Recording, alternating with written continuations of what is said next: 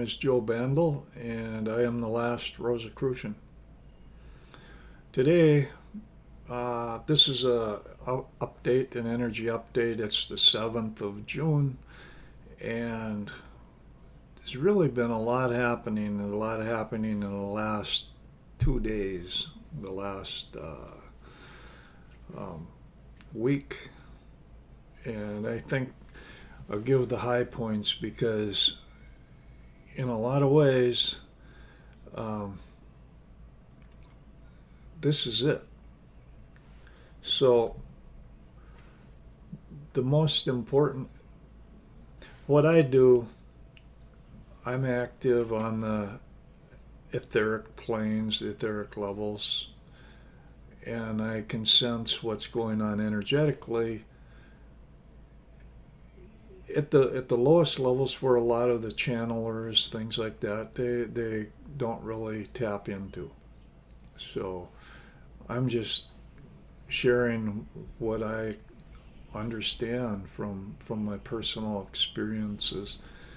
Okay, I'm not trying to use the same language as other people are, but at the same token, I'm very active or interested or involved in Gaia's Ascension, and we've just done it, basically.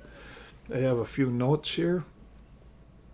I'm going to speak about those notes, so this is going to be kind of rambling. I just give it whatever I've got. The first note here: full activation of etheric bodies. Gaia has lit up. She's lit up like a sun. She's lit up, and every etheric body on her has been permanently activated. Whether you're consciously aware of it or not, it doesn't matter, because she has taken every living thing and she's radiating from the bottom up, and she's activated it. And as the etheric body's activated and charged and the energy's running through that, what happens is it filters up into the physical body, which is above the etheric level. This is one of the major differences or misconceptions that I think people have. The etheric body is actually below the physical body and involves the outer, the seventh electron ring and those final elements, as I've spoken of in other videos. But so anyway, every etheric body of every life form is now fully activated with an alternating current. And if you have blocks, if you have like the shadow side or repressions, this alternating current is going to bust them up, because you can't have that. So what we're seeing is the activation of the shadow worldwide. Now, animals don't necessarily have shadow repressions or things like that. They could, I suppose, but they're dealing with that too. But in humanity, the shadow is erupting. But at the same time, because of the activation of the etheric bodies, physical regeneration is taking place. You're going to see people to start to be healthier and people to live longer. At the same time, there's an acceleration of the self-destructive impulses that are within each of us. So there's a battle going on between our regeneration process and our self-destructive process. Which one's going to win out? Well, you're going to see an acceleration of our illnesses, if we have illnesses, And you're going to see the regeneration as our etheric bodies offer new patterns for the energy for better health. It's an exciting time. Gaia has ascended. She's lit up from the bottom up. And what's happening is everybody, all life needs to conform to the new energy structure that she is now projecting. It's basically over. It's done and over. And the outliers, where the wave is not hit, the outliers, they need to adapt, is what it is. So what's happening is the whole ascension process is now about adapting to what's happened. It's not about what's going to happen. It's happened. Now we adapt to the new conditions. That's basically it. One of the interesting things here is because the etheric bodies of all living things have now activated energy vampires, those that feed off fear, that feed off anger, that feed off hatred, can no longer do it. They're no longer getting sustenance.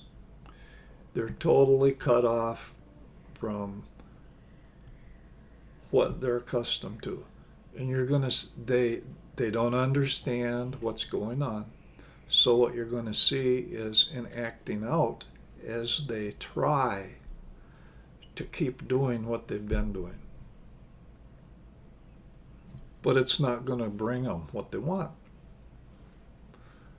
It's simply not. They will not get the energy, they will not get the sustenance from these low-level energies that they used to, no matter how hard they try. And we will see them continue to try. And as they fall into an accelerated self-destructive spiral.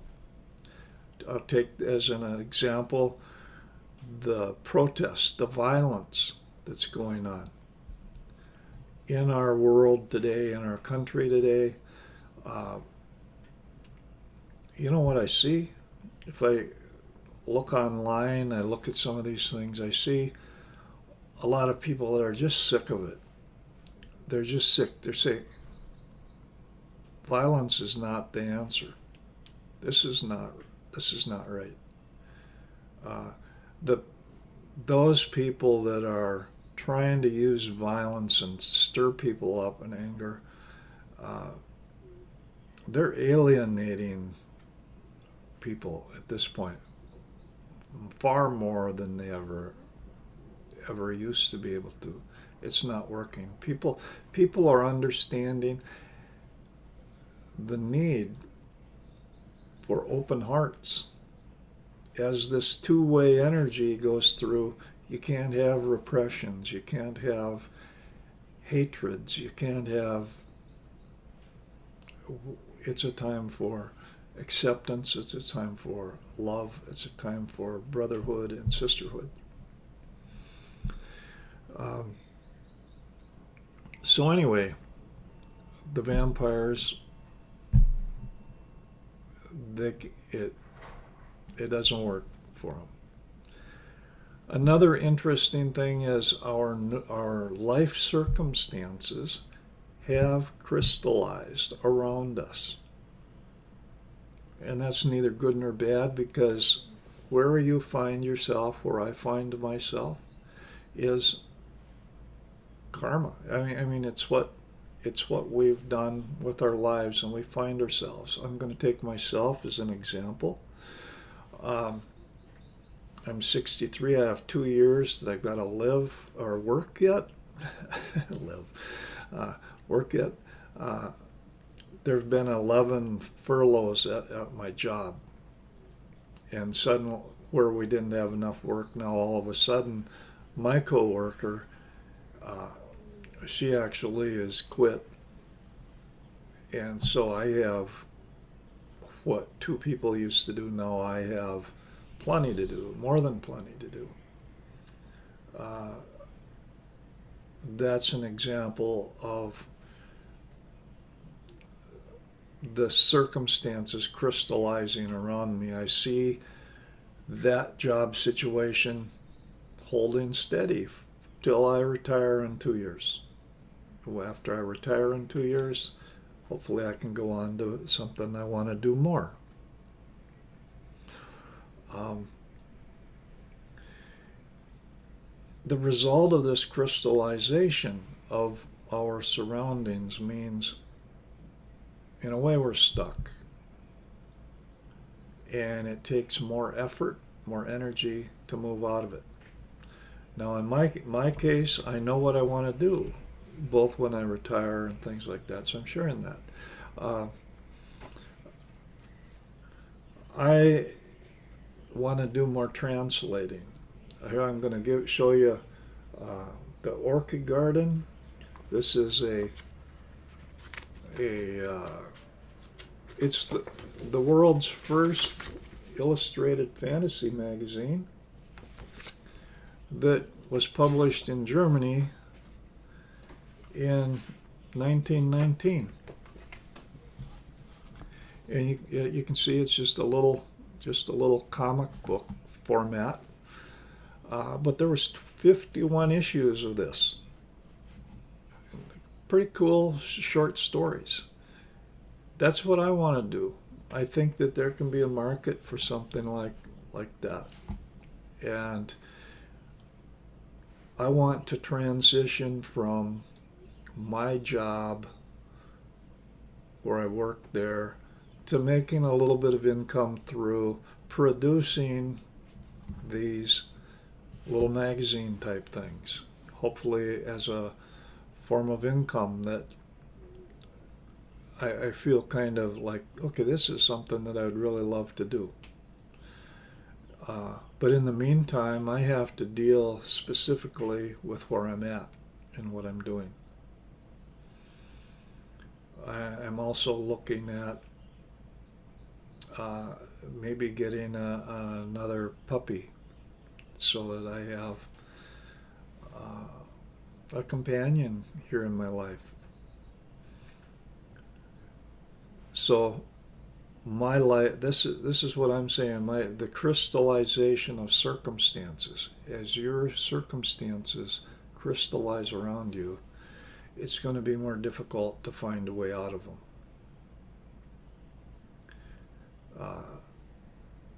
But it requires the creative use and good intentions, well intended toward everybody.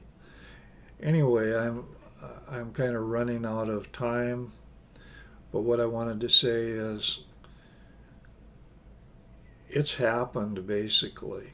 Gaia has shifted into place and moved ahead, and the rest of this fall is simply us adapting to those new changes and the new conditions. I recently lost my dog Lucy. I lost my wife to the COVID virus. She was in a nursing home. But she was ready to go, and she was in a non-intervention clause, so they never attempted to keep her alive. So my life has been touched by a lot of these things, as everybody else's. We need to stay positive and keep our hearts full of love. Thank you. Goodbye.